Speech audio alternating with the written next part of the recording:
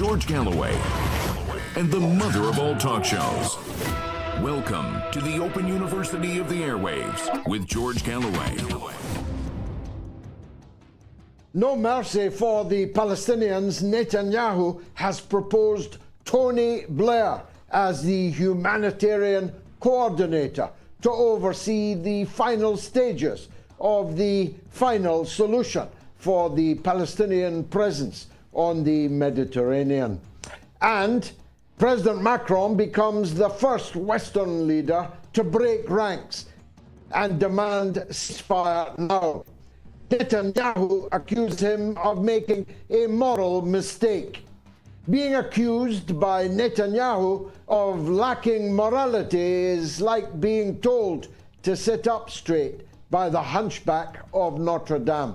And on the day when 20 Israeli soldiers were killed by Hezbollah fire on the northern frontier, Israeli officials say openly on television the all-out war with Lebanon seems inevitable. Fasten your seatbelts. It's going to be another bumpy night here on the mother of all talk shows. Curious about our curriculum? Have something to say?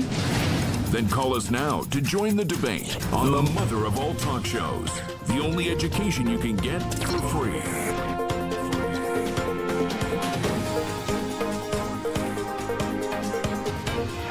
George Galloway, the mother of all talk shows. With George Galloway, the world is our classroom, and you're welcome to sit in and join the seminar. There seems little doubt that they are going for what they imagine the final solution of the Gaza problem. It didn't begin on October 7. I've just been looking at a plaque I was given in Gaza in 2010 for trying to break the siege on the territory. Regular siege, starvation, cutting off of water and electricity, and of course, the regular massacre of thousands, mainly women and children. Some things never change. But it looks like they're going for broke, and they are working on the assumption that nobody is going to stop them. And they may be right about that. The breach with France is a significant one. It's all very well saying, as I do say myself, was it the 11,000th death that made Macron sit up and take notice? But that would be churlish, because he is now a thorn in the eye of the other European leaders and an example to their public opinion that it is possible to move even the most resolute of governments to a different position. And that is your job, and that is my job. We know for sure that the Arab and Muslim leaders are not in a position to make them stop. Indeed, it turns out they're not even in a position to stop the flow of oil and weapons. It turns out they're not even in a position to stop the flow of oil to Israel across their own territories, even emanating from their own territories. They are not in a position to stop Israel using their airspace. They're not in a position to do much. I don't know if there was any belly dancing at the summit in Riyadh, but there might as well have been. Perhaps they could have belly danced in front of each other. So no help is going to be forthcoming, at least from the collective Arab and Islamic world. No help at all is going to come from the United States of America, not before Cornel West gets into the White House. In any case, it seems so far that the governments of Germany and the United Kingdom and Canada and the United States are immovable, no matter what proportion of their public opinion is demanding that they move.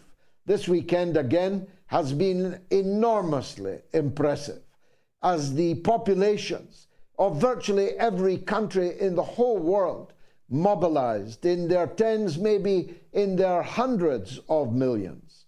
And there seems no doubt that strategically, in the long term, politically, Israel has scored a massive own goal with the launching of what can only be described as frenzied, unhinged, genocidal attacks, even while their justification for any attack at all begins to lose steam. I have no doubt and no wish to downplay the grievous blow to the psyche of the people of Israel, their government and their armed forces about what took place on October 7th. After all, they had been told that the Israeli army was some kind of superpower. They had been told that the fence at Gaza was impenetrable, that if someone fluttered their eyes on the other side of it, Israel could record, know, and react to it. It's not their fault that their state, led by Netanyahu, took hours and hours to respond to the infiltration during the concentration camp breakout, which is what, in truth, October 7th was all about. In the fog of war propaganda, all kinds of allegations were made about the conduct of the infiltrators.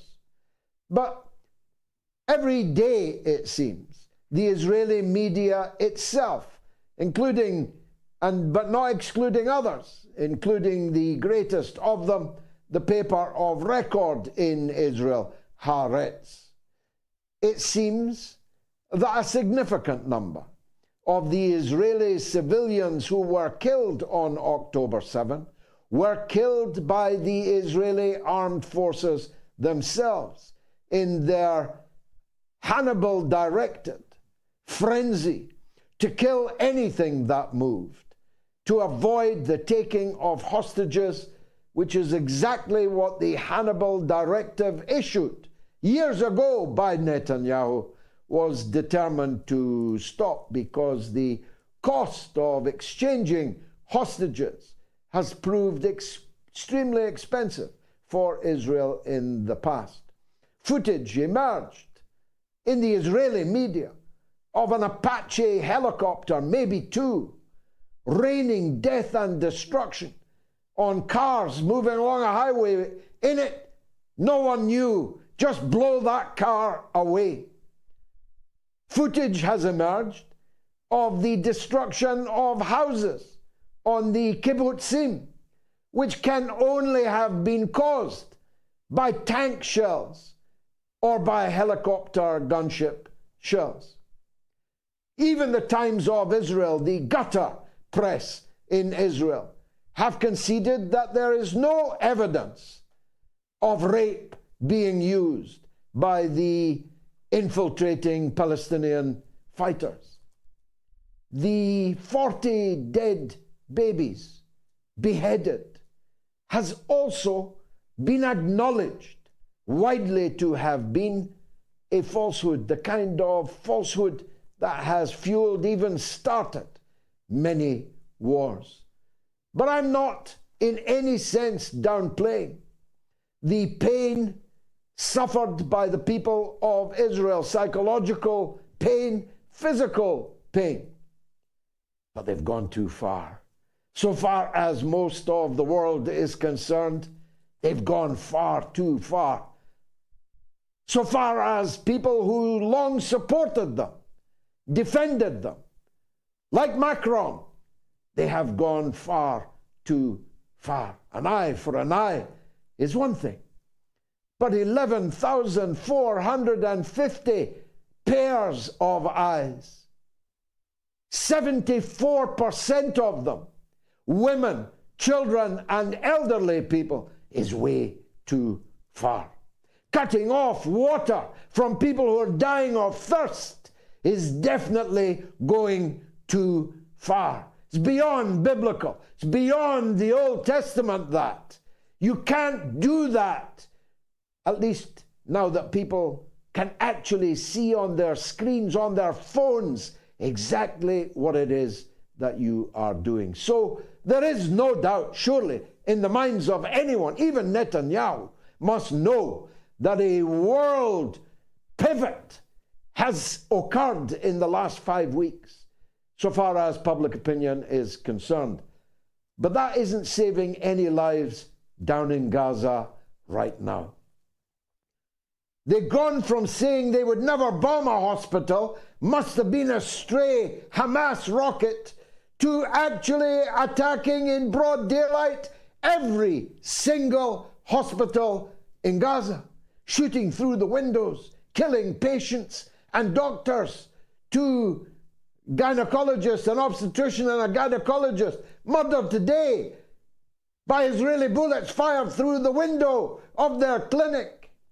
Bombing, not now just the entrances, but setting on fire hospitals that have run out of fuel. There were no dead babies decapitated on October 7th. That much is now true according to official statistics. Only 1 baby died on October 7th, and at this stage, nobody even knows who killed that baby. Whoever killed that baby is guilty of a war crime, is guilty of the gravest possible sin.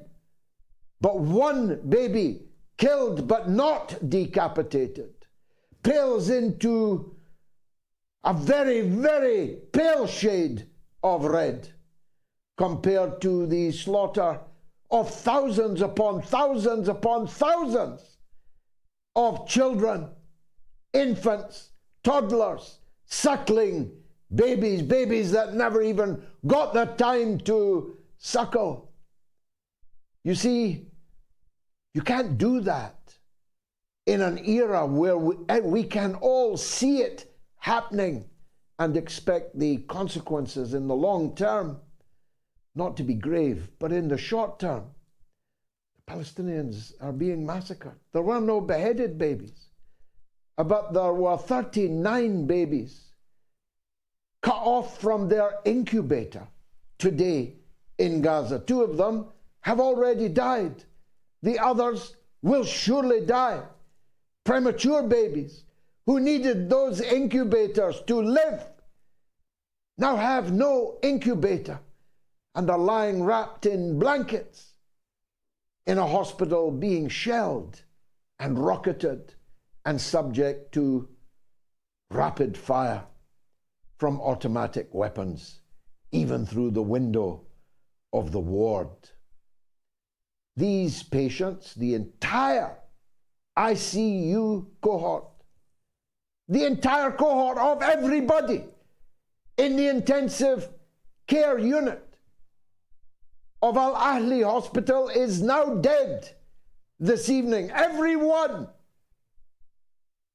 Now, if that's not genocide, you've got a very peculiar idea of what genocide is. So the Arabs and the Muslims are not going to stop them unless Western public opinion can force their leaders into a position akin to that taken by President Macron. The West is not going to stop it either. So I've gotten to thinking, what is the end game? Well, it's not yet clear how hard the fighting is going to be inside Gaza. It hasn't actually really started yet because the Israeli ground force attack has deliberately stayed away from the Hamas fighters, the famous tunnels. They haven't gone near them yet. And it may well be, given the extraordinary determination and courage of the Palestinian fighters, that a sufficiently high toll will be taken of the invaders that they'll find a way to call it off. That's one possibility. Another possibility is that in the next hours, days, this becomes an all-out war in the region, as Israeli officials are indicating on television this evening. An all-out war with Lebanon looks inevitable, they're saying on Israeli TV. And of course, that will be no walk in the park for Israel either, as they know from previous wars with the Lebanese resistance, Hezbollah. And if Hezbollah is under all-out Israeli attack, how can Iran sit that one out? And so that's a second possibility, that this becomes an all-out regional war, which can only involve the superpowers. The United States is already there in the Persian Gulf, in the Eastern Mediterranean, with their aircraft carriers, 2 of them, and with their warships also alongside them. So that's a second option. But a third option we have to now face is that no one less than Tony Blair himself, the war criminal, dripping in the blood of 1 million Iraqis, will be used by Israel to oversee an exodus into the desert of Sinai. Egypt says no, but maybe a price will be agreed. Or even if they continue to say no, if Israel knocks down the Rafah crossing and drives 1.5 million or 2.5 million, depending on who's ready to stay and die in Gaza, into the desert of Sinai in Egypt, and Tony Blair gets the job of finding the tents and fattening up the surviving population for what would only be an interregnum, because how long before Israel would have to start bombing, shelling and besieging the new camps of Palestinian refugees, this time in Egypt, in Sinai? This doesn't even deserve to be called ethnic cleansing. Ethnic cleansing is an insufficiently grave term to use for these circumstances. There's only one word you can use, and it's the most uncomfortable word of them all for the Israelis and also for me, who have for decades avoided this word. What's happening in Gaza is a Holocaust. It's a premeditated, all-out, genocidal, crazed assault on captive people with nowhere to run, with nowhere to hide, like the Nazis when they put down the uprising of the Warsaw Ghetto, whose people said, "We revolt because we cannot breathe." The Palestinians revolted because they could not breathe. And now they are being put down on industrial levels of killing. People with no means to defend themselves are dying. One Palestinian child dies and another 2 are wounded under Israeli bombardment every 10 minutes. So since I started speaking, 2 children have been killed and 4 have been maimed, and given the lack of medical services still available, how many of those 4 will survive? You can do the maths. You can work out that this is no ordinary mowing of the lawn, as Israel always called their previous assaults and invasions of the Gaza Strip. This is a Holocaust. And just as the European powers and North American powers turned their back on the Holocaust of the 1930s and 40s, this time they're not turning their back.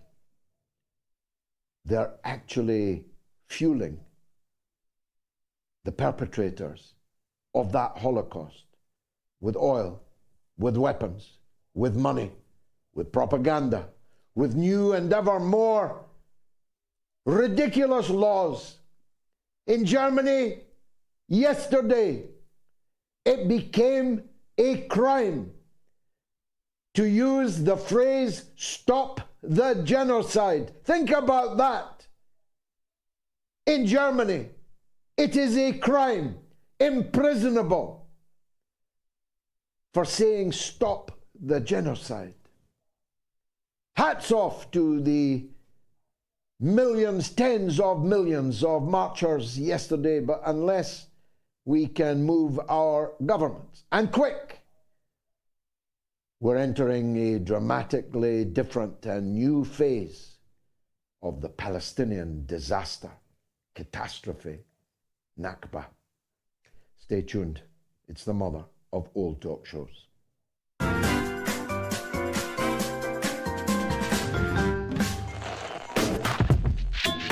I defy anyone to contradict the point that I just made, that every person alive today was born of woman. So why would we say that the people in the labor wards, in the maternity units, are people who are giving birth? Why can't we say women? Why can't we say mothers? Why can't we say women who are breastfeeding, mothers who are breastfeeding? Why do we need to say people who are chest feeding? All of these words, and indeed all of the trend that you say you dissociate yourself from, of transgenderism, transmania, I call it, are all taking rights away from women.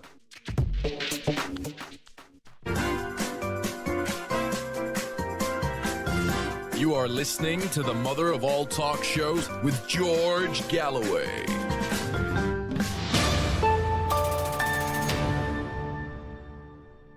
Well, we've got a poll running. Is Netanyahu planning to create Israel from the river to the sea? 21,000 people have voted in it already. Doesn't look good for Netanyahu, but the scale of the poll is important. Please vote on my Telegram channel, t.me/George Galloway, on my Twitter, on the YouTube community poll, or on the YouTube stream.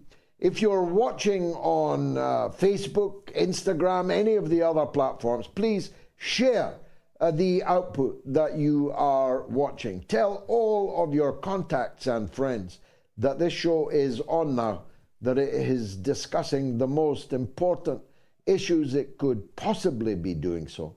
And tell everyone how they can watch this show.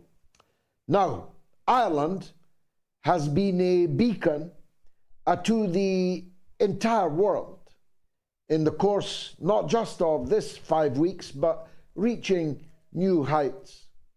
The level of support for Palestine in Ireland has always been extraordinarily high. I went to Dublin with the late President Arafat when Ireland became the first Western country to receive him as a guest. I was there, and many in the Irish political class were there.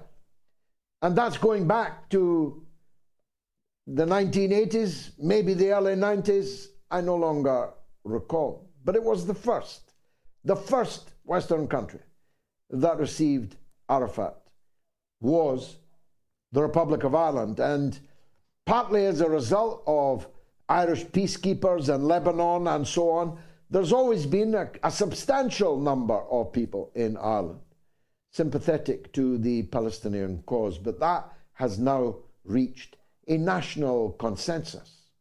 Of course, some at the top would prefer to invite the Israeli ambassador to their Ardèche, but they're about to find out quite soon that there ain't no votes in that, and the people I'm talking about don't do anything unless there is votes in it. But the largest party in Ireland, Sinn Féin, largest party north and south, has been unequivocal now in its demand that the Israeli ambassador be expelled from the country. And their leader at their Ardèche, Mary Lou MacDonald, made a very powerful speech the other day that everyone should check out. The number of people in Ireland who support Palestine is large, even if in the media and in much of the political class that is not echoed. And Irish cultural figures have played a very big part in that. Tadhg Hickey is the celebrated Irish comedian, actor, and writer who's been in the news recently for his efforts to draw attention to the madness of the pro-Israel narrative. And Tadhg joins us now on the mother of all talk shows. Tadhg, thanks very much. I've seen your, how shall I put it, a controversial work. It didn't seem controversial to me at all. It seemed to me to describe perfectly the lunacy of the Israeli action since October 8th. I'm wondering for you how difficult it is, because there ain't many laughs around right now, brother. I don't remember actually the last time I laughed. How you manage to find humor that can be used to demonstrate a wider and deeper point. First of all, thank you so much for having me. Big fan of you, big fan of the show. I feel like with satire, it's got a role to play in all of this because it does the exact opposite of what we're always told, I think, with a lot of conflicts, but particularly with this conflict, which is that it's very complicated. You know, I think that's part of the Zionist propaganda, that it's very complicated, so you and I should stay out of it. And I think what satire does is it does the exact opposite. It kind of brings people in. It kind of tries to strip back what's supposedly too nuanced for the average person to understand, and it simplifies it into a little analogy or a little allegory. So, for example, in a sketch I did that showed the Western powers greeting the Ukraine at a moment where the Ukraine has been invaded, and it's trying to get the guy out of his house. He's knocking him back. He's looking for weapons. He's looking for support. And the EU and America are absolutely gushing about it. I feel the Palestinian situation is very close to that. It's got an awful lot of comparison to that situation. And in my sketch, the Palestine figure is roundly denounced. He's kicked out. He doesn't get anything. And in fact, the Western powers decide that they are going to support the actual oppressor. And that is very close to reality, but I think it's also, in a really dark, weird way, it's also kind of funny. So I think like comedians and satirists come into their own in these dark times anyway. I'm personally struggling to find anything funny about what's going on, but I think satire is more than just funny. It's hopefully holding a mirror up to nature. And there's a moment happening right now, which you described so eloquently in your intro, where the Western powers and everything that we feel we stand for in terms of being some kind of paragon of moral virtue, it's all crumbling. And I think satire has a huge role to play as it lampoons the falling position of the West as this kind of moral paragon or guide for the world. Satire is difficult. As they said, satire died when Henry Kissinger won the Nobel Peace Prize. It's been murdered many times since. But I felt that Netanyahu lecturing Macron on morals was definitely worthy of your sharp pen, Tadhg. Yeah, but again, like that was a brilliant example. But I feel generally the Israeli propaganda machine at the moment, if it wasn't so desperately sad and frustrating, it is also hilarious. Like the way in which they are gaslighting on a kind of a global scale is just extraordinary to me. And they're kind of insulting our intelligence at this point, I think, you know, like to produce a copy of Mein Kampf in Arabic from underneath the bed of one of the children that they've slaughtered. It's like something out of a Chris Morris satire. It's really like, it's very hard to match that level of ludicrousness. And yet they are presenting this as if it is compelling fact. and it's just legitimizing the war crimes, I think. And I'm sure we'll get to this in a moment, but that has been the history of colonialism. You know, it's always that way, where you kind of try to monstrify your opponent. You try to make them evil, with associations with, in this case, Nazism, that they're in some way different to you and I. And you need that. You need, if you're going to kill people on an industrial scale, as you said, 10, 11,000 people in 4 weeks, you can't get away with that unless you turn them into a lesser being than you or I. And that's what they're attempting to do. And I think we need to push back against it each and every time you see it. Just call it out. Well, that's a very good segue, because it leads me perfectly to the question of why is opposition in Ireland to what the Israelis are doing more or less hegemonic, give or take the odd top-notcher in Fianna Fáil and Fine Gael? Like, I think there's an understanding in Ireland. I mean, I'd like to actually publicly give you a compliment here now, not just because I'm on your show and you invited me on your show, but like I remember seeing you or hearing you talk about the north of Ireland. And genuinely, it was one of the first times I heard somebody from the UK on UK television describing the North in a nuanced way, you know, without trying to create baddies and goodies, you know, that you had a deep understanding of the fact that that conflict is extremely nuanced, and it's based primarily in colonialism. So I think, like, the Irish Palestinian understanding is based on the fact that no matter what the Israeli propaganda machine tries to tell you, this isn't really an overly complicated conflict. It's about land. Primarily, it's about land. It's about settler colonialism, and it's the ever-encroaching, constantly growing Israeli incursion into Palestinian land. And if there's any country on earth that would understand that, I feel like it is Ireland. We've also had our land taken away from us. We've also had an attempt for our culture and our language and our way of life to be obliterated because the oppressor felt that they were ethnically superior to us. We relate to all that. We've also been labeled terrorists. We can also identify with the oppressor obfuscating and denying justice. Like, friends of mine in the north are actually going through that right now, where, as you know, the legacy bill will mean that people in the north who are victims of state-sponsored murder will probably never have justice now, because the British have basically locked the files away and never to be seen again, or on, you know, in 20 or 30 or 40, 50 years time. So I think there's something about this conflict that Ireland gets in a way that the so-called great European powers, Germany, France, and the United Kingdom, don't get, because they've never been the colonized, really. They've never been the oppressed. They've always been the oppressors, so they don't get it. Even right up to the idea of dehumanization. So we see at the moment, we've even seen in the Washington Post that racist cartoon that depicts Palestinians as, again, kind of monsters, terrorists with no value on human life, willing to sacrifice their children as human shields.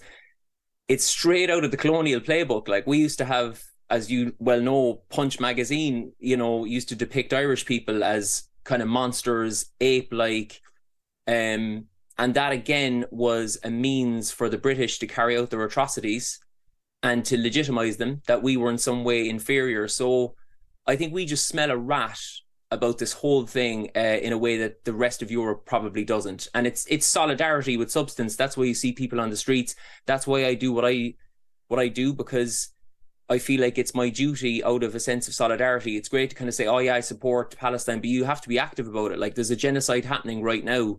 You don't want to be sitting on the sidelines for this. Like, my sense of duty to my Palestinian brothers and sisters and friends would be stronger than my desire to keep a paid partnership with freaking Toyota or whatever, you know.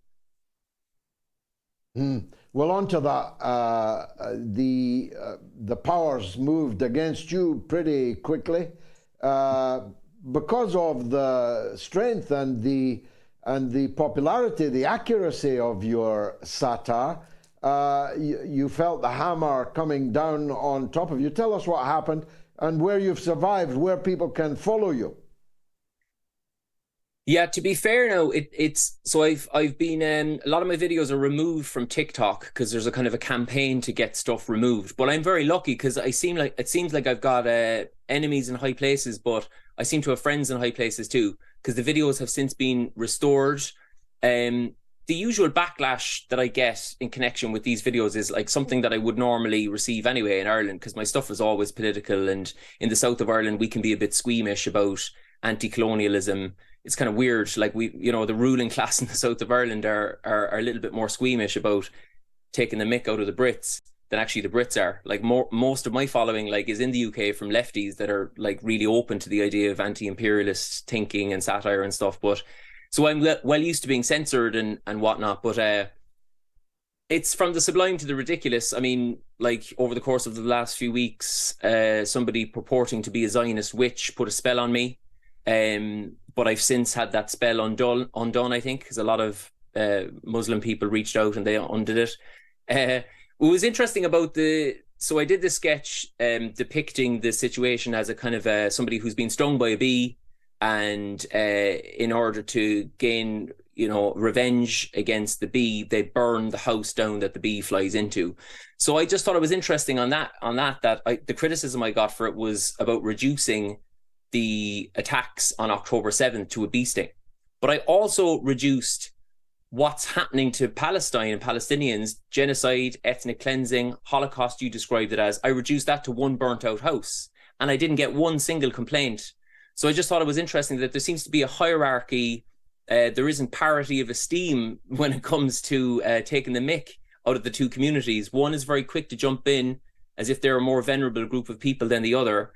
And also, I'd say you got to look at that sketch in the round as well, that like what I'm actually doing in the sketch is I'm trying to take the piss out of the idea that this would be in any way a legitimate response, that you would burn a house down to get revenge over a bee. And I think that's how satire works. Mm.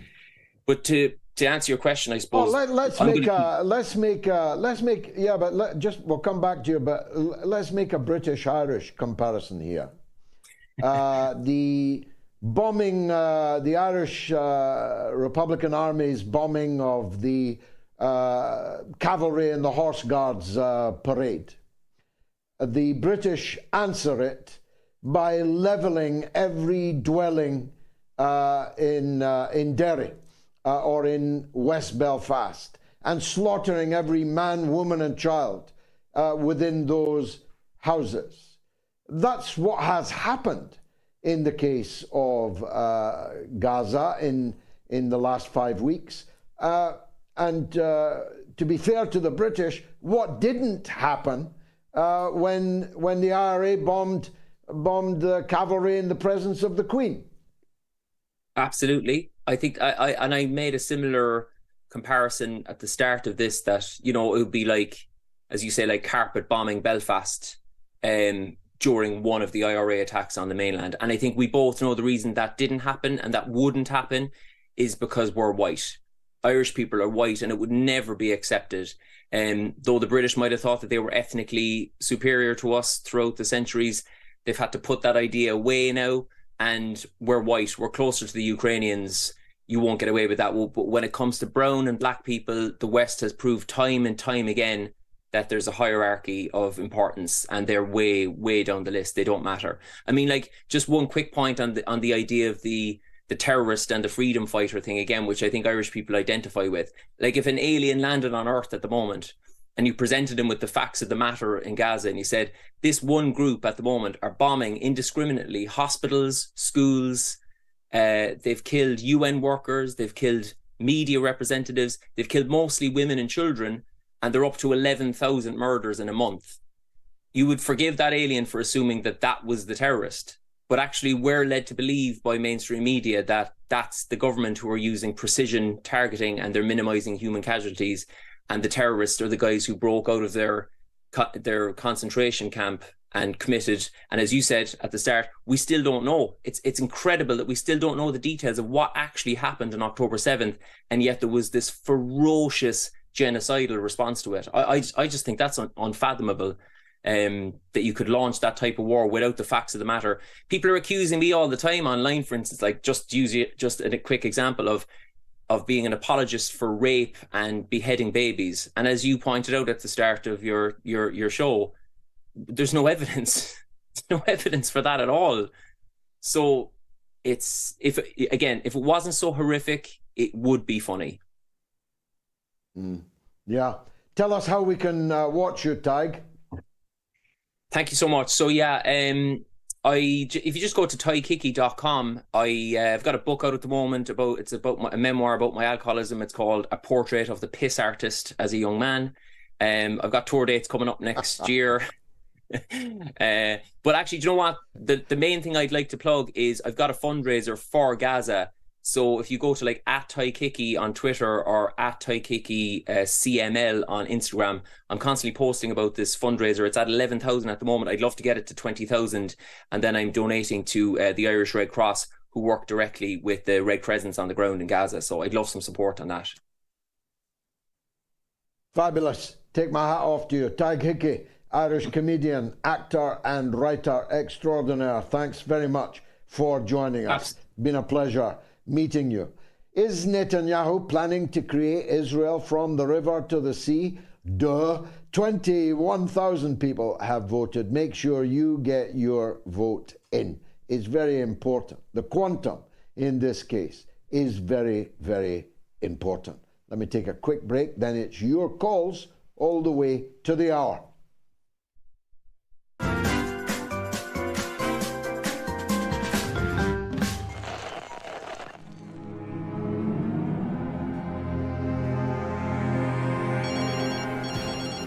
Thank you. Go ahead. During your show in the past, you've often mentioned that Donald Trump would be a much better alternative than Biden, although you weren't a big fan of him, etc. And you said that in all likeliness, if he gets in power, he'll be much more appeasing towards Putin. There'll be less likely of the conflict to escalate. But I have to tell you, I'm not so sure about that. Really, I think the only way to solve all this, it doesn't matter if Kenny gets in or anyone else, because there's always going to be, at one stage of our lifetime, two psychotic leaders of the superpowers. Why hasn't anyone in your show or yourself mentioned anything about nuclear disarmament or CND? Surely the only way to save humanity is by nuclear disarmament. And I just wanted to see what you thought about that. Yeah, well, of course, but how are you going to get that? I mean, does CND even still exist? They could have been leafleting outside every cinema showing Oppenheimer. But of course, they don't have enough people to fill a telephone box. It is the worst example I know of, although the Stop the War Coalition runs it close, of an organization that for its sectarian, internal, political reasons has thrown away its brand. I have not appeared on a Stop the War platform for an entire decade. Not to worry, no to NATO, no to war. Its rival organization attracts exponentially larger numbers of people. They cannot help themselves, these people. These members of leftist groupuscles have it in their DNA that they cannot get along with anybody who isn't exactly like them. And as the number of people who are exactly like them is mercifully tiny, they end up in tiny organizations. So, of course, I'm in favor of the destruction of nuclear weapons. But how are you going to get that? It's a totally utopian slogan to advance at this point in time. I'm just trying to stop the weapons from being used.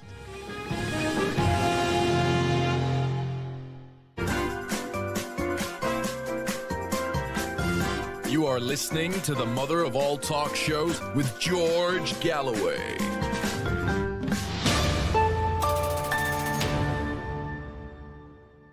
If you want to call in about anything I or my guests have said or ought to have said in the UK and Ireland, it's 0881965522. It's entirely free of charge.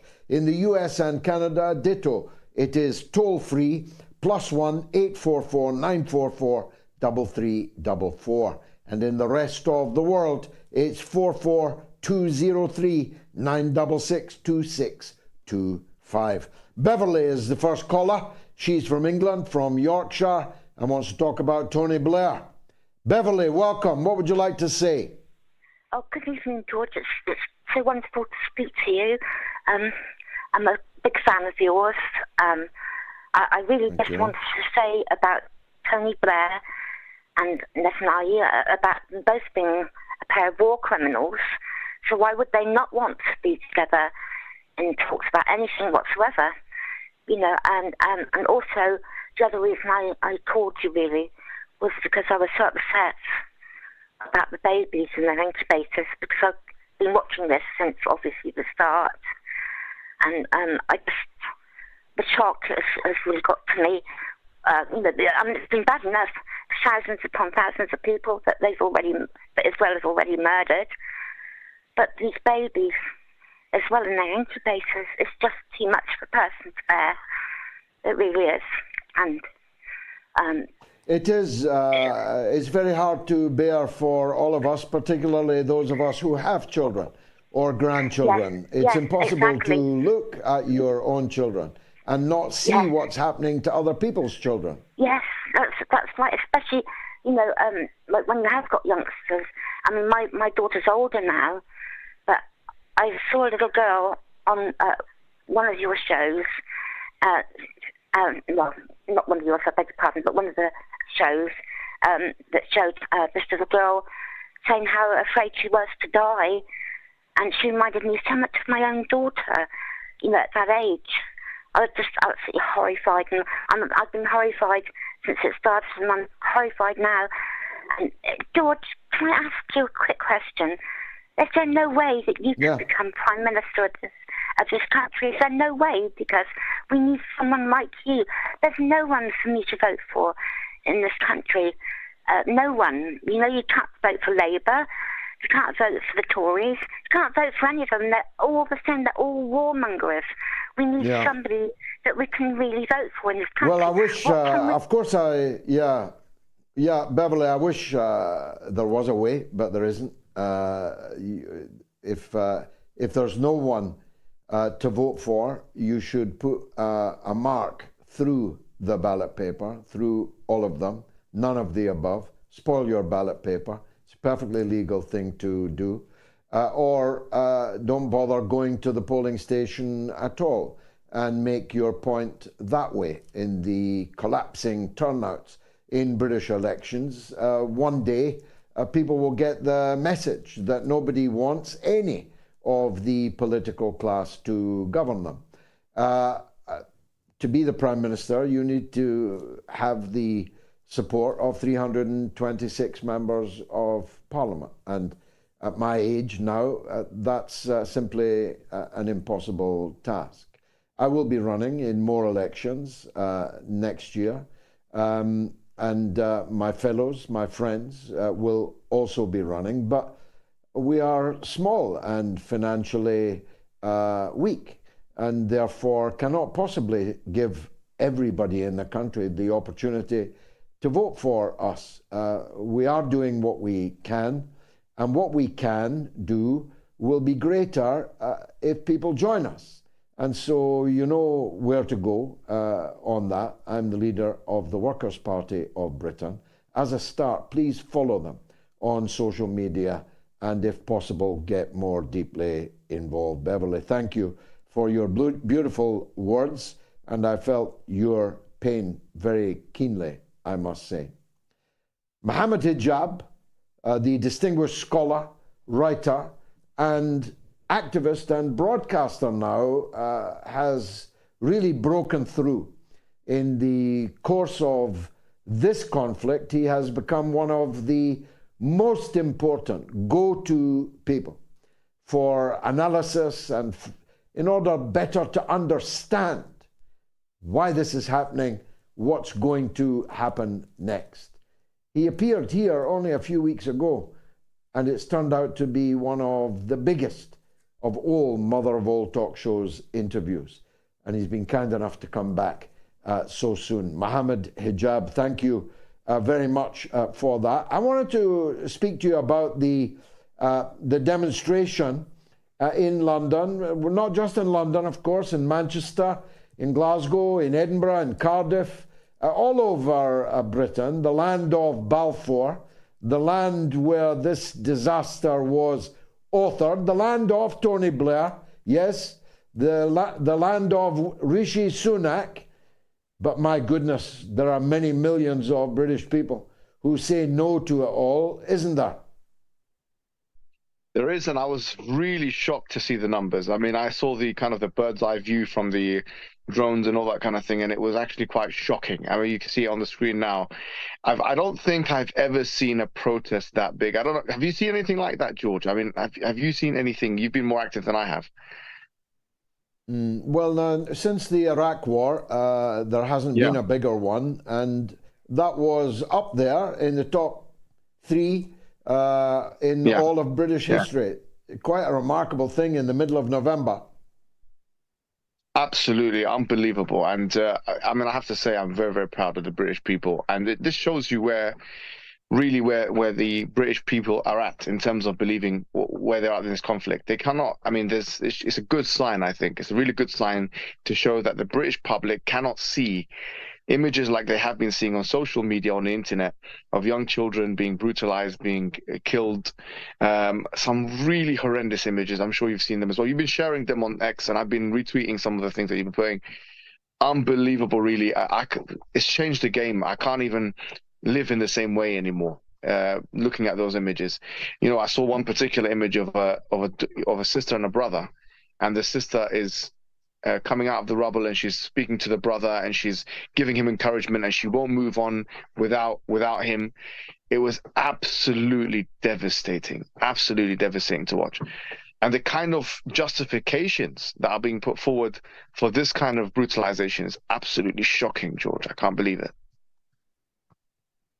Netanyahu said in just the last hour, I just saw the video, he told the Arab leaders that they have to do only one thing to preserve their own interests, and that is to remain silent.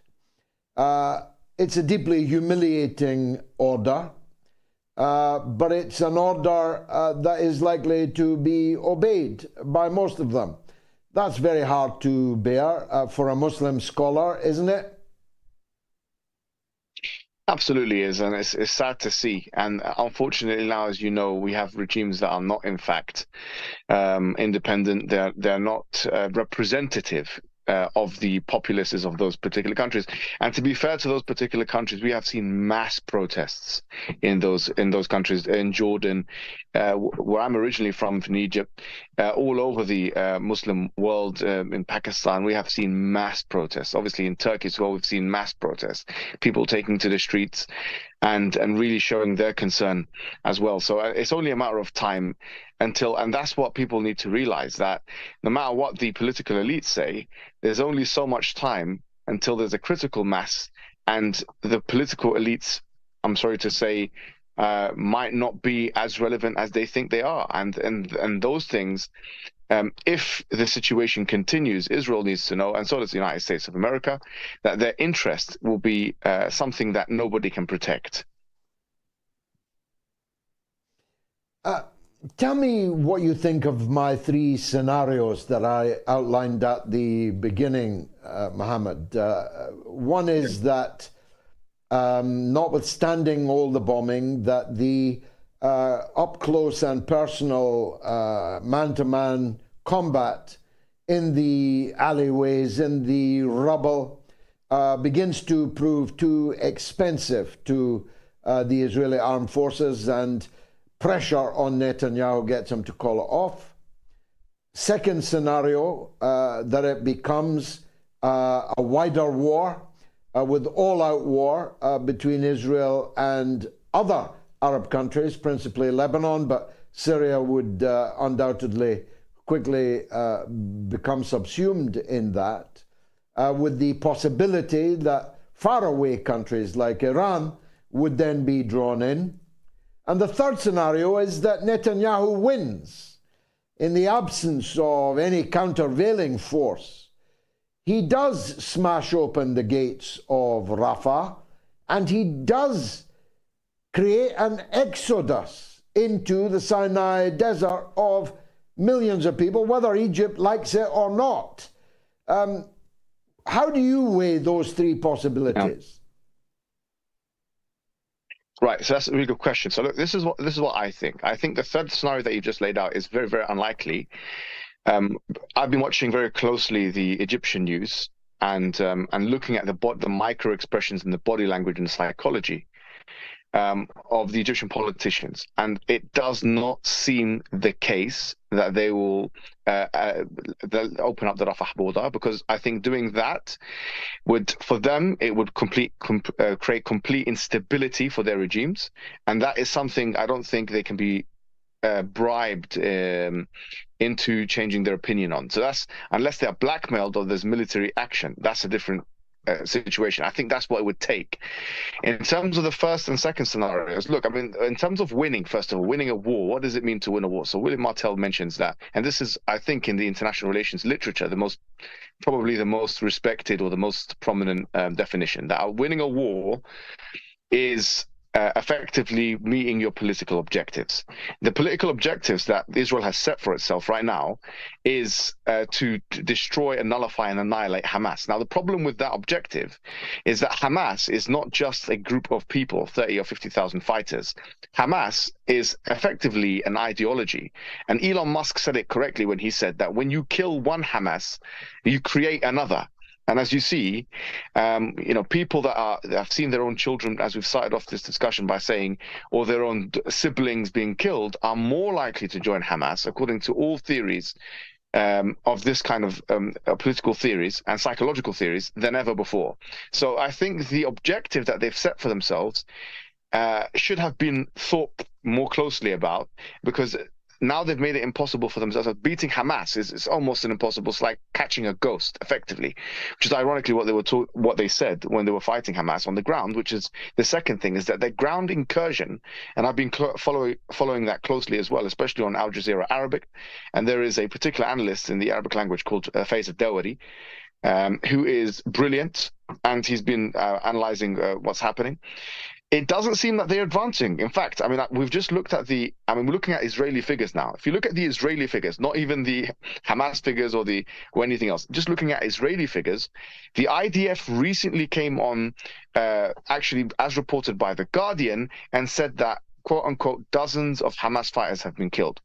Now, just to think about that for a second, according to their own figures from the 7th of October, almost 400 IDF people have been killed, almost 400 of them, and 340 of them by Hamas. Now, what does that mean? It means that pound for pound, there have been more IDF that have been killed by Hamas than Hamas by IDF, by the admission and by the numbers of the IDF. And that's pretty shocking statistics, considering that the ratio of civilian or combatant to non-combatant death that IDF has subjected the population to is exactly 100 to 1, or more than that, in fact, because there's 10,000 people that have been killed. And if we are liberal with our estimate, we say 100 people from Hamas are killed according to the IDF, then that's literally 1%, which is 100 to 1 ratio, which is no longer collateral damage. It cannot be 100 to 1 ratio, civilian to combatant ratio cannot be said to be collateral damage anymore. So having said all these things, I don't think that the Israeli forces are that good on the ground. And you know this very well, because and I was watching closely when I was still a boy in school, but you covered very well and very strongly, very diligently, very accurately the conflict in 2006 with Lebanon. And then I remember you very closely saying, because it was such a memorable thing that you said to the news anchor, that they're being whooped on the ground, or they're being beaten on the ground. And that was by Hezbollah in 2006, and they were being beaten by 2006. And if you consider the military record of Israel of 7 wars, at least 3 of them could be said to be defeats, 2 of them in recent times on the ground, 2006 being one of them, and in 2000 when they left southern Lebanon after the resistance as well there, that could be said to be a defeat, because they did not fulfill their military objectives and they had to leave a particular place where they were. So if you consider Israel's record like an MMA fighter or a boxer, if you consider their record on the ground, they have a very poor record on the ground. And so it doesn't seem, I think, on weight of all that we've just said, that based on the historical precedent and what we know, it seems that the following is going to happen, that they're going to continue. This is going to be very expensive for them. Either, as Norman Finkelstein said, that they're going to take the northern part of Gaza and they create a security council there. That's a possibility. And then that can be said to be some kind of a victory for them, which it would be to some extent, because some of their objective had been met, but it wouldn't be a complete victory compared to what they were, as per what they wanted it to be. Or they could, the biggest victory, which I think would be a victory for them, would be if the Rafah border opened and they could complete Nakba and there is no more Gaza and everyone leaves and they remove or ethnically cleanse or do whatever they want with the Gazan population. That would be, for them, probably the greatest victory they can imagine. I don't think that's going to happen. I don't think that the international community can allow that to happen, or would allow that to happen, or even that America would allow them to do that.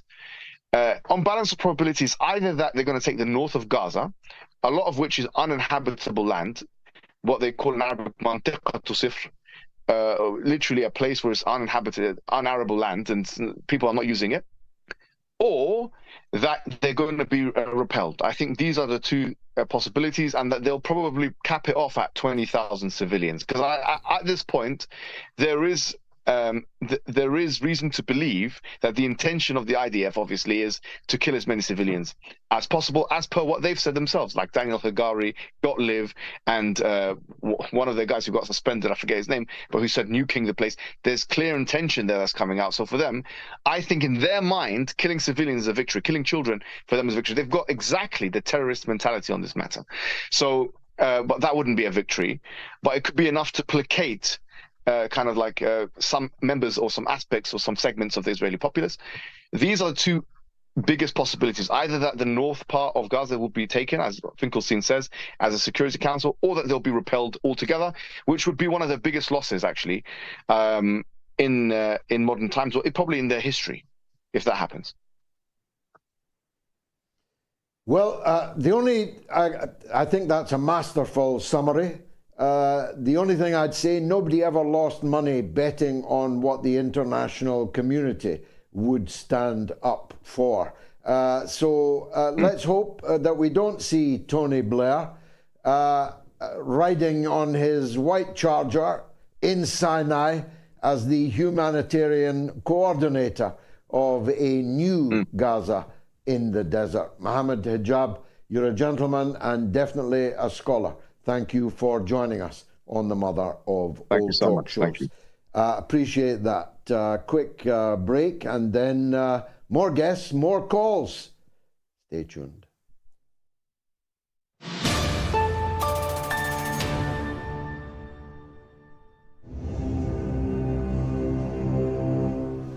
You don't get to call me far right. You don't get to call me that on my own show. A lifelong socialist, the leader of a socialist party, the Workers' Party of Britain, with an Indonesian wife, with 5 mixed-race children, with a record of fighting racism all of my life, representing more people of colour in the British Parliament than anyone in history by a country mile. You don't get to call me far right. These kind of idiotic insults tossed around by infantile leftists who think that anyone to the right of them is a fascist, is a racist. They are the cause of the crashing and burning of what used to be called the left. They are the cause of it. They have discredited leftism with their foolish, idiotic isms and ists and smears that emanate from them like a bad smell.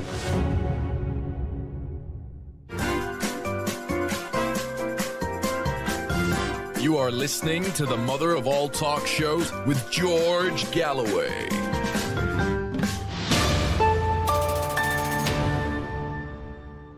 One of our regular guests, Professor Mohammed Marandi, has responded to Netanyahu's speech in the last hour where he warns the Arab governments and tells them that the only thing they have to do in this conflict in order to preserve their own interests is to remain silent.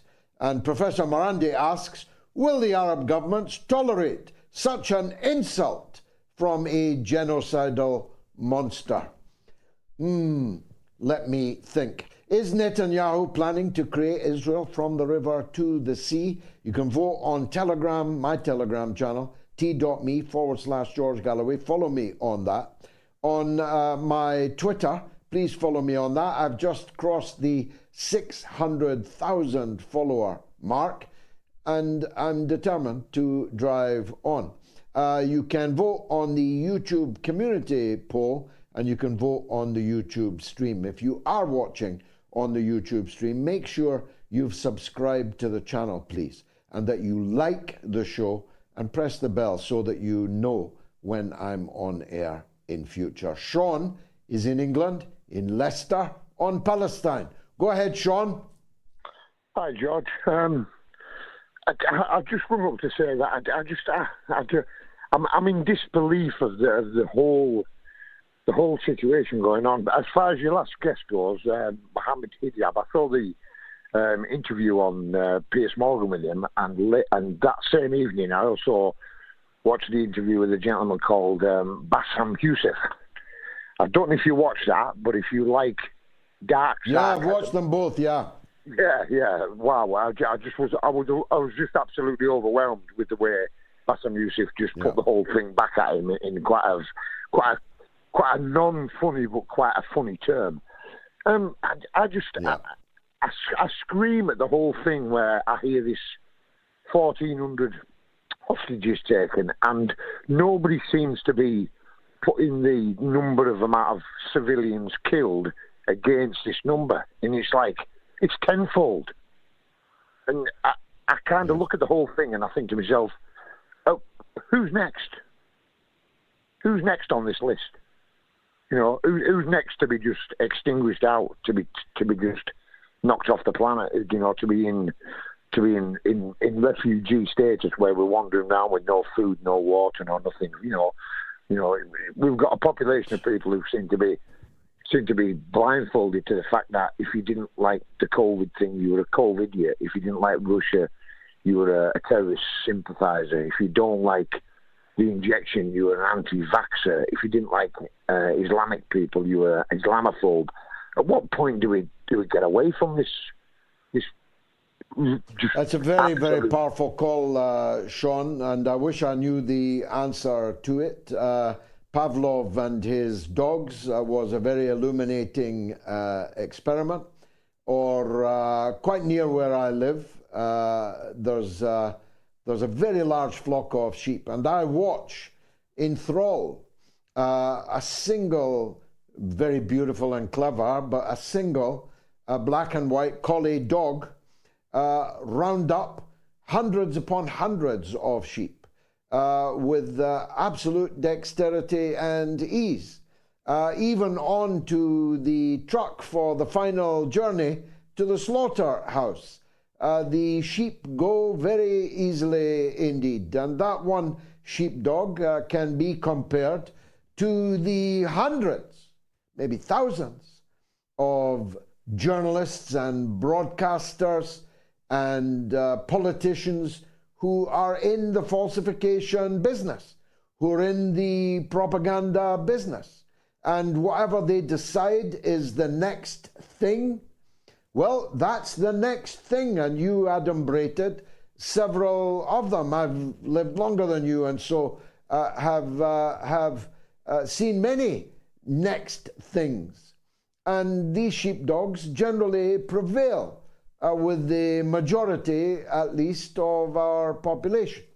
But there's a greater and greater and greater number. Every year I can see it, measure it, having been there a very long time, who reject the orders of the sheepdog. They reject the narrative of the falsifiers, the liars. Now, one point I'd like to make, and it relates to the first one you made. there was not 1,400 people killed on October the 7th. Still less was there nearly 2,000, which was the phrase that began to become the zeitgeist. It was not 2,000, it was not 1,400, it was 1,200. According to the Israeli government's own figures, some 40% of those were military, army and other security branches. Some 40%. That doesn't include, of course, army reservists, and everyone in Israel, male and female, is an army reservist until quite late in their life.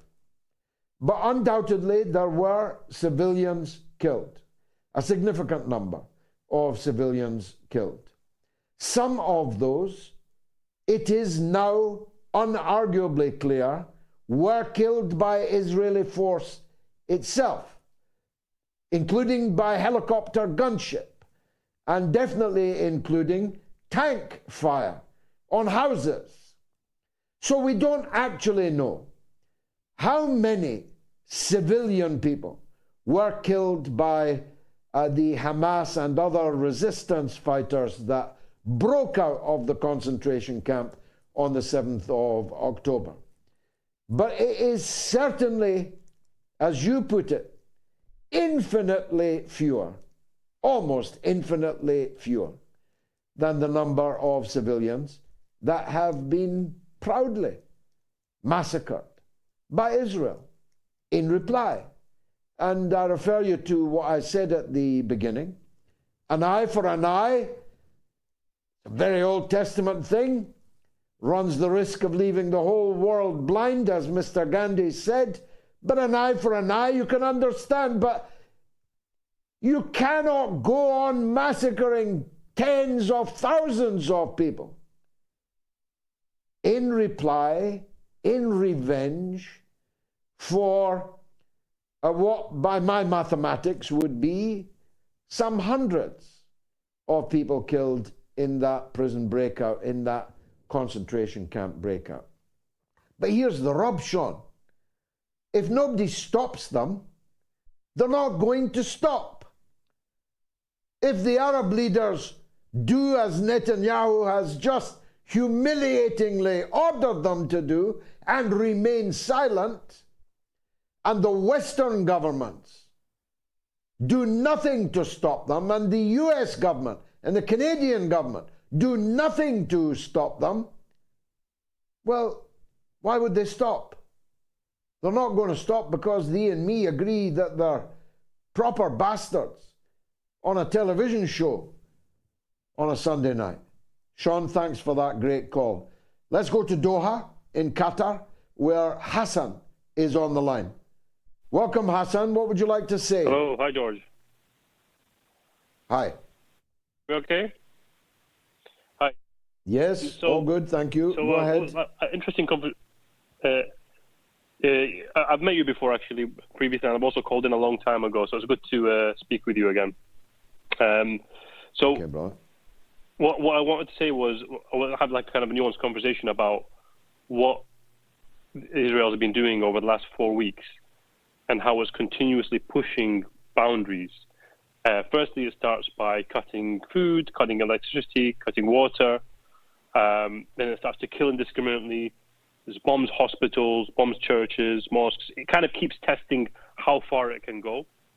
And then beyond that, it starts to firstly kind of deny that it was doing these things. So, no, we didn't bomb the hospital, it was this. Or it's like it's got a rule book where it's trying to push to see how far it can actually go. How much devastation can it actually reach without someone coming and saying stop. It's like a big experiment is going on at the moment to see how many people it can get killed before somebody forces it to stop, and it doesn't seem to be getting anything to stop it or push back. So past the point of doing it, it's even now admitting that it's killing people. So, well, yeah, we dropped a bomb on the refugee camp, but there was amongst the 500 people there was a Hamas member apparently. So now it's kind of openly saying we are committing genocide and you can't do anything about it. So kind of my question is, how does this bode for the future? You know, if this is the extent to which it can get away with slaughter and murder, openly, not even denying it. It's not even coming to the point now where it's saying, well, you know, we still protect civilians. It's openly saying we actually after the kids and the babies, but you can't do anything about it. What does this mean for the future? Kind of that's the first kind of part of the conversation I want to have with you. So, what's your thoughts on that? Well, as Tadhg put it earlier, the best comparator is with Ukraine. Ukraine was invaded, and its people were being paid to resist the invader. The whole world turned blue and yellow. Blue eyes, yellow hair, were given personal channels in airports. Still there, actually. There's still a woman sitting bored at the channel in every British airport. If you're a Ukrainian, walk this way. We've got a whole package of assistance to give you, and we'll spend hundreds of billions of dollars on tooling you up for the fight, giving you weapons, and we'll call the people who invaded you war criminals. Just compare that. I mean, you don't have to be Einstein. Just compare that with the reaction to the invasion of Gaza. Last word to you, Hassan. Asking is that this means that a future attack on the West Bank or Gaza, if there's any pretext for it, it could be as simple as just wiping them out, going after everybody, killing the whole population, a complete Holocaust in the absolute sense of the word, and no one would bat an eyelid, no one would stop them, nobody would intervene. And that's what my concern is here, is that they've pushed out the boundary, they've crossed so many red lines without anybody stopping them, that there is no red line for them. And the Americans even said there is no red line for them. So how does this end for the Palestinians, and how does this end in terms of the region? Is the only organization or entity that seems to be capable of putting some pressure on them, some serious pressure, is Lebanon and Iran, and that's it. Nobody else in the region or the world is actually able to stand up for the Palestinian people. It makes us all feel really helpless, but the reality is the whole world is depending on a militia organization in Lebanon to say, stop this insanity. There is nobody else who's got any capability to do anything. France has come out and said stop, doesn't mean anything. The whole world's come out and said stop. America and the UK are on the side of the genocide. They're actually perpetrators join. They are part of the perpetration of this genocide. So what's left is you've got one militia in Lebanon saying stop this insanity, and that's it. And how does the future look like in this situation? Well, you described it pretty well. You're aware of the sensitivities in certain Arab countries, so I won't press you on them. But the situation you described is correct. That although to just call them one militia, when Churchill was told that the Germans were going to wring our neck like a chicken, he said, some chicken, some neck. The Lebanese resistance is a very, very well-organized and powerful resistance indeed, possibly the most powerful since the Vietnamese resistance, the Viet Cong, many, many decades ago, half a century now ago. The Party of God, the army of the Party of God, is a very formidable force indeed, as Israel found very convincingly to its cost in 2006. They seem determined to have another go, and if they are, there will be global significance to that, because if Israel is having a full-scale war with Lebanon, inevitably Syria becomes a part of that war, and if Lebanon and Syria are under American bombardment, it's inconceivable that Iran could not be involved. So it could be global if it goes that way. But if it doesn't go that way, the worst case scenario you described there is absolutely accurate. And that's the meaning of our poll. Is Netanyahu planning to create Israel from the river to the sea? What an irony that would be. So no Palestinians in East Jerusalem, no Palestinians in the West Bank, where the entire world guaranteed the Oslo Agreement, but all Palestinians driven from there. And if the bombardment and mass killing is large enough, of course, people can be transported, stampeded, driven at gunpoint, at tank point, across.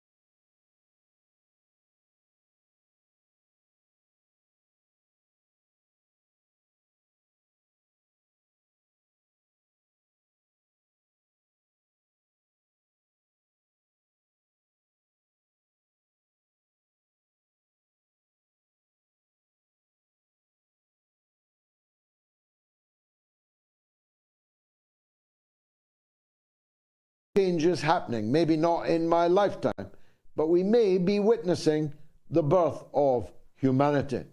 Thank you, Tom. Nick is in the US, in Vermont, and has something to say about the history of all of this. Go ahead, Nick. Yes, good evening, George. First, I'd like to say that Tom and yourself might like to read about the meeting tomorrow in Riyadh. A seismic event is happening. Saudi Arabia is making peace or something like that with Iran. And the people who are going to stand up are already congealing together, as is happening throughout the world, to counteract the veto vote of the United States and Israel on any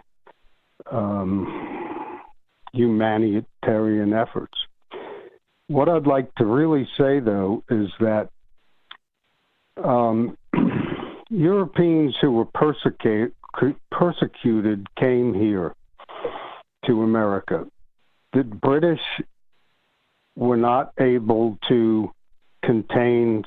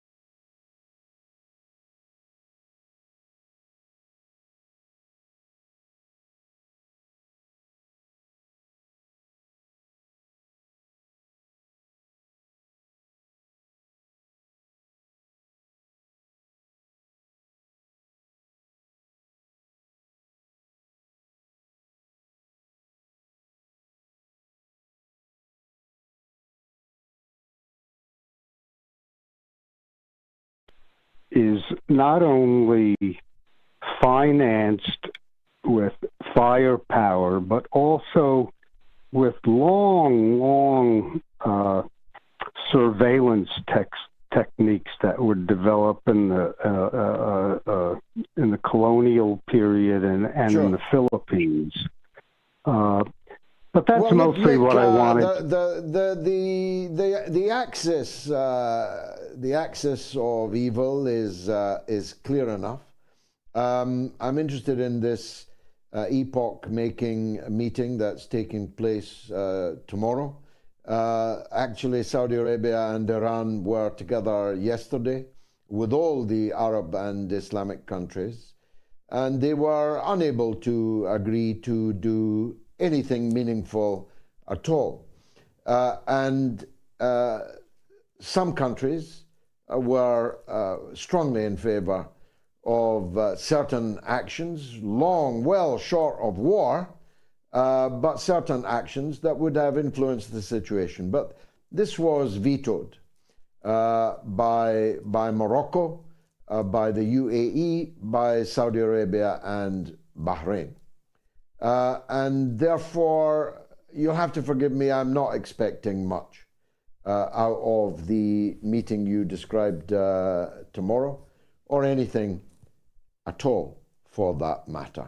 A comment on YouTube from Farah Ahmed: national service, unless you're Netanyahu's son hiding in Florida. Okay, coming up next is one of America's top reporters and one of the great analysts who first debunked the Nord Stream 2. Don't miss him. He's Bryce Greene, and he's up next.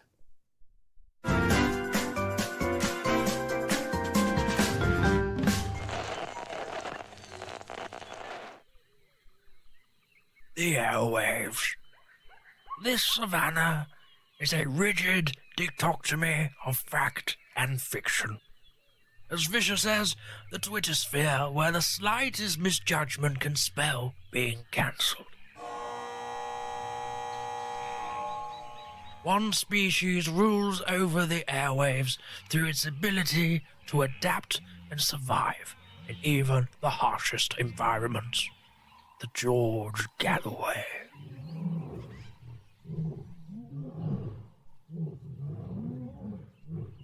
The top cat in these parts, it is mostly active on Sunday evenings in Britain and mid-afternoon in the United States. It seldom roars during the day. Most notable for its wide variety of headdress, it protects these parts from the mainstream media. You can catch this fine specimen on the mother of all talk shows. Don't pick a fight with it. They've been known to bite back.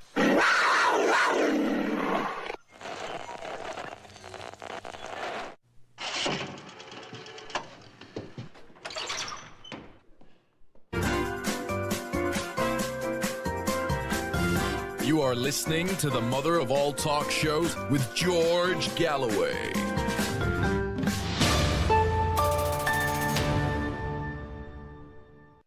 Bryce Greene of the United Nations and the mother of all talk shows has been one of the trailblazers in the campaign for fair reporting, for honest reporting in the United States. He highlights some of the most egregious atrocities against the English language, against logic and reason, against the interests of the United States of America. He did it on the Nord Stream issue, and he's doing it now on the Middle East conflict. And I'm glad to say he's doing it here on the mother of all talk shows. Bryce, I'll never forget the sight of you lecturing the UN top brass, but maybe we'll come back to that.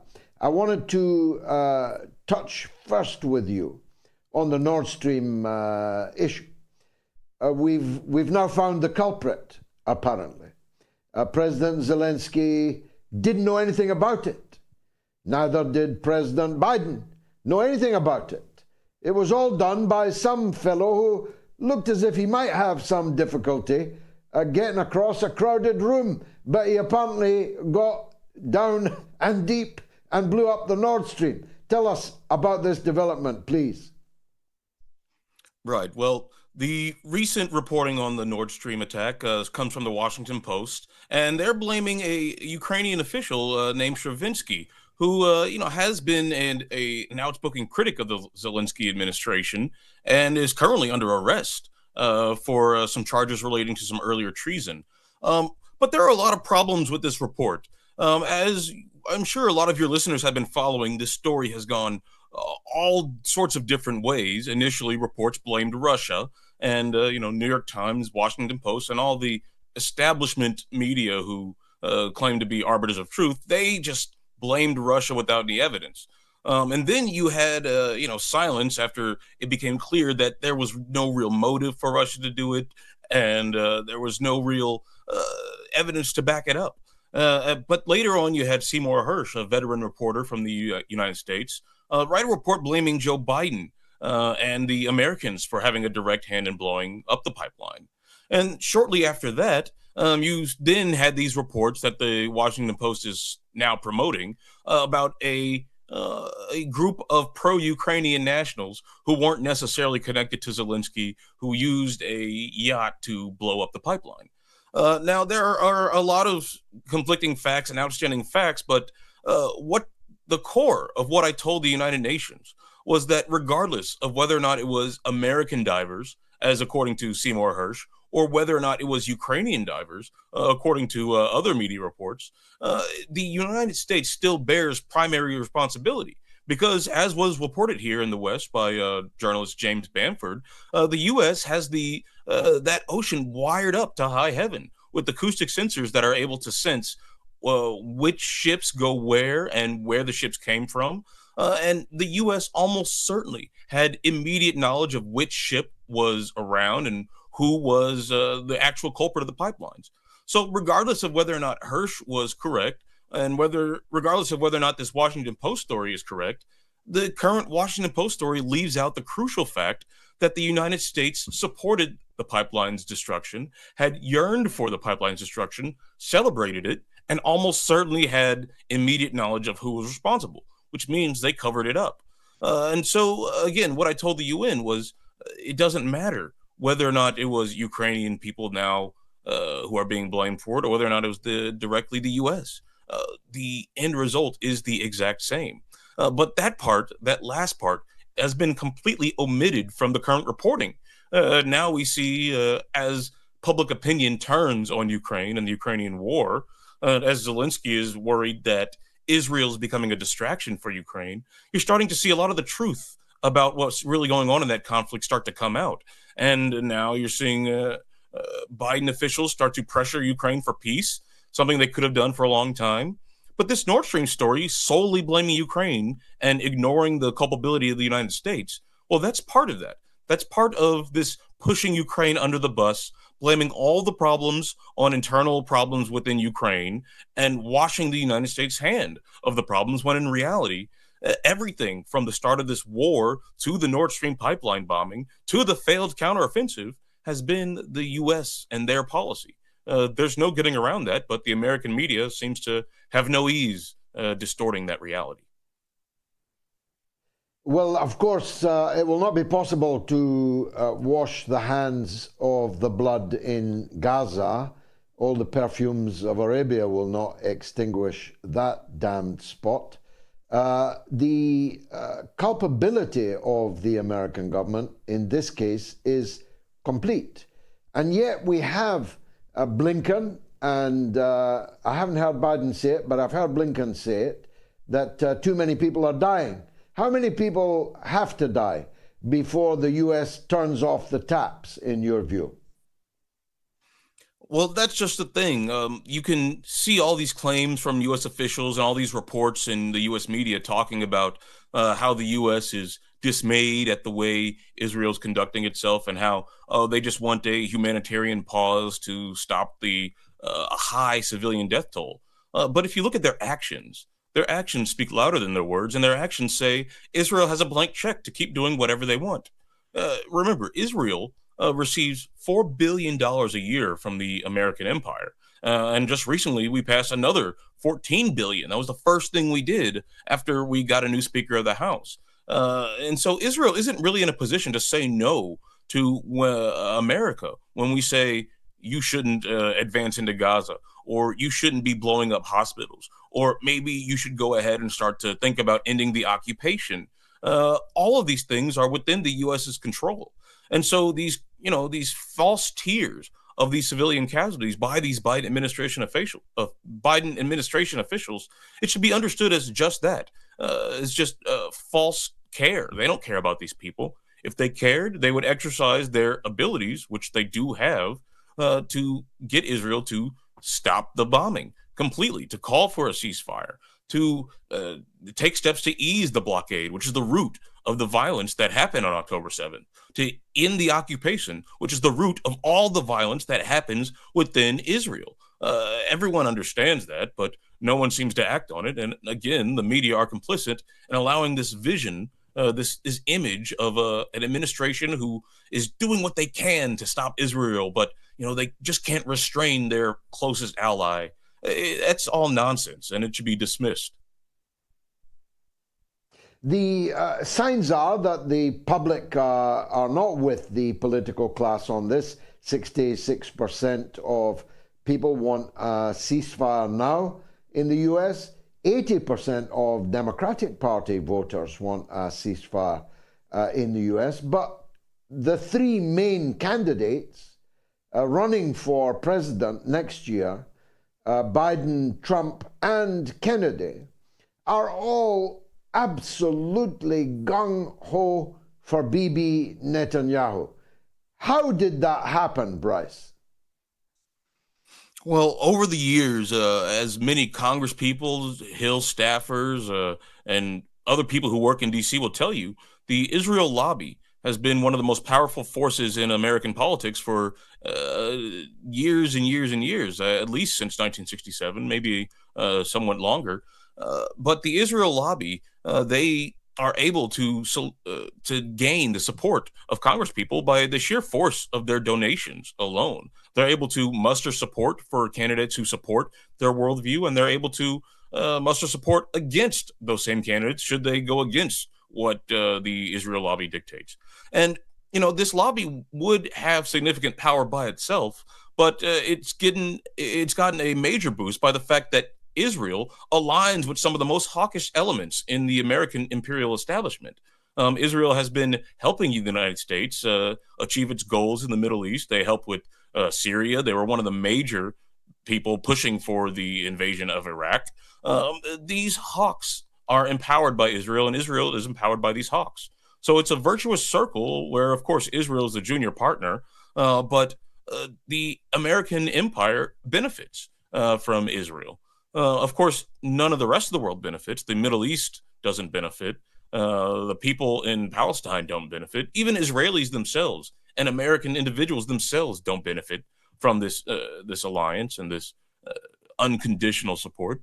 But that doesn't matter. The people with the decision-making power are beholden to the interests that perpetuate the worst aspects of the Americans and the Israelis. And so until that changes, or until there's significant pushback against that, there won't really be any change in America's disposition towards the state of Israel. Right now, if you look at Congress, there has only been, to my knowledge, one senator to actually call for a ceasefire, and only a handful of Congress people. Only a very small number, like fewer than a dozen. This despite, as you said, 66% of the American public supporting a ceasefire. So there's a major disconnect between, as with many issues, a major disconnect between the ruling class, the people in Congress, the decision makers, and the general public, the people who are affected by the decisions made at this level. And the situation in Palestine is no different. They don't care that most of the public doesn't support the fact that American bombs are being dropped on hospitals, are being used to murder civilians, that American drones are hovering around helping the Israeli military conduct their offensive. The majority of Americans are skeptical of that unconditional support, and the majority of Americans will like a ceasefire. But the ruling class, as I said, they don't care. Finally, Bryce, I know that prediction makes fools of us all, but we are now in the season, the election season, the primary season first, and then the presidential election more or less exactly a year from now. Is Joe Biden really going to go for the Democratic nomination? Will Donald Trump actually make it to the starting gate? And whatever happened to Robert F. Kennedy Jr.? Like you said, it's hard to look into my crystal ball and tell you exact answers. But it looks like the Democratic Party is in shambles. They understand that Joe Biden is deeply unpopular and that unpopularity is growing dramatically as we support this slaughter in Gaza. And then you have the inability or the absence of any serious primary challenge. They're deliberately rigging the process so that no one can challenge him. But they understand that their top candidate is not popular. So what do you make of this? Well, it doesn't seem like the Democratic Party cares as much about winning as they do maintaining their own power in their own constituency. We saw this in 2016 with Bernie Sanders. Bernie Sanders, who, by the way, has still not called for a ceasefire, but Bernie Sanders was clearly the more popular candidate in 2016, and polls clearly showed him winning over Trump in 2016, but the party establishment went for Hillary Clinton, who lost. But they didn't seem to care about that. That didn't seem to cause any sort of reflection or self-discovery about why this happened. No, they understood why it happened. They hate their people more than they hate the Republicans, and they just want to maintain their own power. And Republicans, it's a clown show as per usual, but there's a pretty big question whether or not Trump's going to successfully go to the finish line, as you say, and be on the ballot. So it's really up in the air, but again, he has a wide base of support, and doesn't seem to be any reason that support is going to disappear anytime soon, barring some catastrophe for Trump. And then you have Robert F. Kennedy, who is running as an anti-establishment candidate, but on the major issue of today, he's even more hawkish in some ways than both of the major party establishments. And so you have this moment where it does look like he has a shot at the presidency. I don't know how big that shot is, but it seems bigger than any third party candidate in at least my lifetime and as far as I've seen. But he's losing an opportunity to differentiate himself from the establishment when it comes to Israel. And, there are a lot of issues which I strongly agree with on RFKJr, which include, taking on the regulatory capture by major corporations and the rampant lawlessness of our intelligence community. But there are reasons to suspect that his campaign might be unsuited to the task of taking on one of the major lobbies in America, the Israel lobby. And so it's a very difficult situation for American politics. And I try to, keep myself sane by not paying too much attention to the horse race and focusing more on local organizing where I know I can have a serious impact. But it's weird over here, George, and people trying to make sense of it, they have their work cut out for them. It's weird over here too. Bryce Greene, thanks very much indeed for joining us. Another peerless tour of the horizon. Is Netanyahu planning to create Israel from the river to the sea? Well, 25,555 of you voted. And here are the results. Is Netanyahu planning to create Israel from the river to the sea? On Telegram, 97% say yes. On Twitter, 92% say yes. On the YouTube community poll, 93% say yes.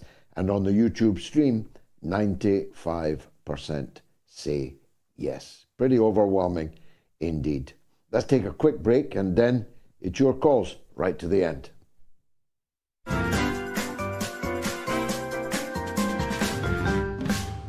You have to remember back in 2002, 2003, there was a wish by George Bush for regime change. That's what was driving him. Nothing to do with weapons of mass destruction, which of course didn't exist in Iraq. So they had to construct some sort of formula, some sort of cover story in order to persuade the British public that intervention in Iraq was right.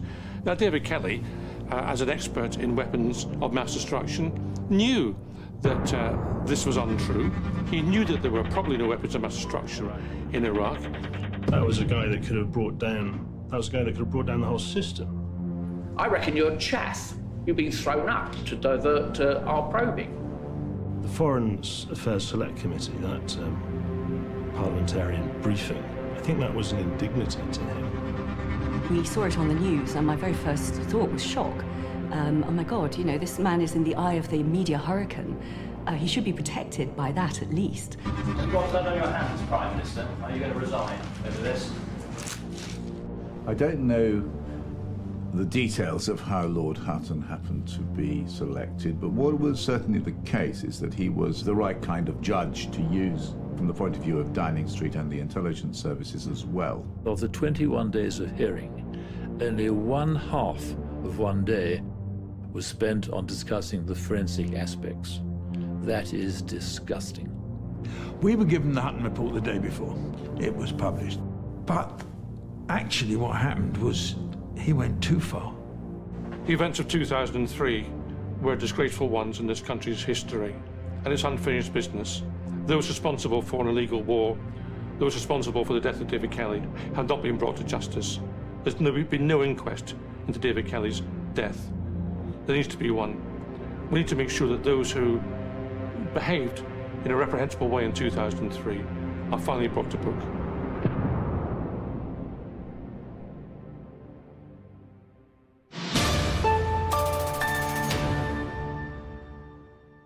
Now you get that film free, as well as my previous film, which may be about to come back into vogue big time, The Killings of Tony Blair. You get both of those films gratis if you join my Patreon page, which is patreon.com/George Galloway. It'll cost you the price of a cup of tea in a cafe a week. Am I not worth it? I definitely need it. So please sign up today for my Patreon. The comments on Patreon are flooding in. May Mohammed, who's a new patron, thank you, May, said, "Sir, that was the plan all along," namely creating Israel from the river to the sea. And Gildra says, "I am one who thinks that a deliberate blind eye was turned on October 7. To me, it is clear it has been the plan from day one." And Vanessa Farr says the poll is a good question, especially since it's all about where the water is. Long before they dehydrated Gaza to death in the last month, whilst selling itself globally, especially in Africa, as a water tech champion. Euphemism for the monetization of water. Thank you, Vanessa, for that.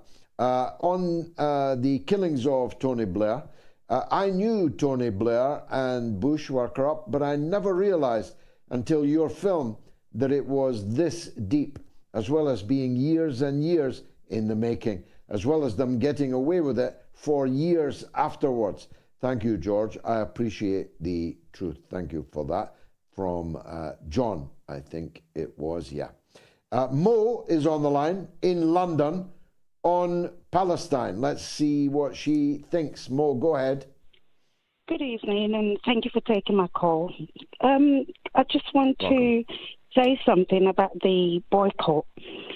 I went to Israel in 2018 as part of a pilgrimage, Christian pilgrimage, and I have to say that I came back as an atheist because the way they were treating Palestinians, every roof had an IDF soldier.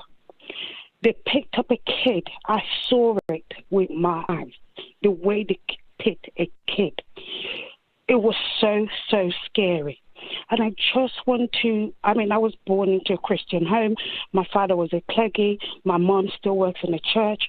And them hearing me saying, I don't want to be part of it anymore, they cannot understand it. But I just want to say to the Christians out there, when you go to Israel on a pilgrimage, you are sponsoring this genocide.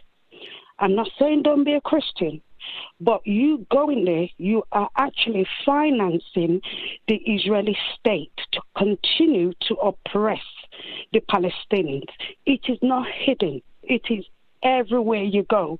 It got to a point when we go on this tour to everywhere, I tend to stay on the coach because I just didn't want to see it anymore. It was so scary. It got to a point when we went to Zion, or Mount Zion, I asked the man, the rabbi that was there, I said, so what happened when this was destroyed by the Romans? He said there was no religion anymore. Everybody was just to their own. And that's why we wait for the second coming, or until God says this is where we're going. And it never, at one point, that rabbi never for one point say, this is our land and we have to remain here. He didn't say that. And it was a Jewish person. And I respected that. But for the fact that they picked up those kids in front of me, and when they see the elderly ones, when they see the officers, they run. And these kids, and many of them, will be peeping through the windows of their homes. We were there for almost 2 weeks. And it was the most... the experience was scary, and it was so real because I got kids of my own. Scary indeed, Mo. Sorry to cut you short, but the hour is late. Very interesting, powerful call. But don't turn against Jesus because of the sins of the Zionists. Email from Tom. Anyone who believes the Palestinians are being slaughtered in Gaza because of the Hamas attack is a fool. I've been posting pictures tonight on my Twitter of just how long all of this has been going on. Billy is in Somerset in England. Let's hear from him. Go ahead, Billy. Hi, George. I'm a first-time caller. I started listening to your show a few weeks ago when all this first started, and I just wanted to say thank you for all you've done speaking up about what is really happening right now in Palestine and being the voice of reason. Thank you. Now, I myself wouldn't say I was particularly a left-wing individual, but by no means would I be able to sleep at night if I was standing with Israel. This is about humanity, and at the end of the day, each and every one of us has a decision to make, whether or not we want to be on the right or wrong side of history. And I look at most of the mainstream media outlets, and I see channels like GB News and Talk TV spouting utter lies about what is happening right now with regards to the conflict. And people like Nigel Farage, who for a very long time, you know, I was like a big fan of him, and you know, seeing him standing so firmly with Israel and spreading all this pro-Israeli, pro-Zionist, anti-Palestinian propaganda has just made me completely rethink everything. Like, you know, all my sort of political allegiances and who I should be with, and I now feel sort of politically homeless, and I know that, you know, morally I'm not, and morally I stand firmly with the people of Palestine. What a beautiful call, Billy, and brilliantly observed. I can only imagine that Farage and Tice and and Fox, all of these other fighters against the establishment and the prevailing narrative and the securocratic state, which has never done arresting Fox, and the big censors on big tech and so on. Not overnight, in a flick of a switch, all of them became rabid attack dogs. And I can only assume that it's for the purpose of harvesting those people who oppose the presence in our country of people of color, oppose the presence in our country of Muslims. It's impossible for me to separate the issues of race and religion from this incredible volte-face, which the right on British politics, the so-called libertarian right in British politics, has made. It's impossible for me to separate these two things because no other logical conclusion is possible in these circumstances. The logic of all that had gone before commanded otherwise, but they didn't take the otherwise. They took the other. And they're dead to me now. They are finished for me now. And I also think that they have made a very big political mistake in the medium term, because the first one now will later be last. The last one now will later be first. The wheel is still spinning, and it's not going to provide the winnings that I presume they imagined that it would. Thanks for that call. An email from Ian. Why don't Turkey stop the oil going to Israel? Why haven't they? Ian in Burgess Hill. I wish I knew the answer to that, Ian, but I don't. Let's see if Ahmed in Lebanon does. Ahmed, welcome to the show. What would you like to say? Thank you, Mr. Galloway. How are you doing? I hope everything's good. And thank you so much for everything you've been doing for everyone, especially in Gaza right now. Thank you. Thank you. Thank you. Yeah, I've been getting I've been getting some like urgent news, some WhatsApp groups, news WhatsApp groups from Lebanon and stuff. And we've been hearing that some Israeli officials have been threatening us, telling us to leave the south, telling us to get ready for bombardment and so on and so forth. And, you know, you think that 2006 have taught them what type of people the Lebanese are? We're very close to the Gazan people. We're very stubborn. And, you know, honestly, some people here, sir, are honestly praying that they're that stupid, honestly. Like, if they really want the war with Lebanon, I mean, oof, I don't even know. Well, I'll tell you what, Ahmed, the leaflets that were supposedly dropped in southern Lebanon telling everyone to leave and move to the north have been revealed to be fake news. No such leaflets have been dropped. Indeed, no Israeli aircraft would dare to fly low enough to do that and slow enough over Lebanon to do that, because unlike the Palestinians in Gaza, the Lebanese have the means to destroy aircraft over their territory. There are some reports of Hezbollah rockets landing in Haifa, once a great Palestinian city, an Arab city from which scores of thousands of people were ethnically cleansed back in 1948. If that is true, then it's the furthest that the Hezbollah response to Israeli bombardment and massacre has come.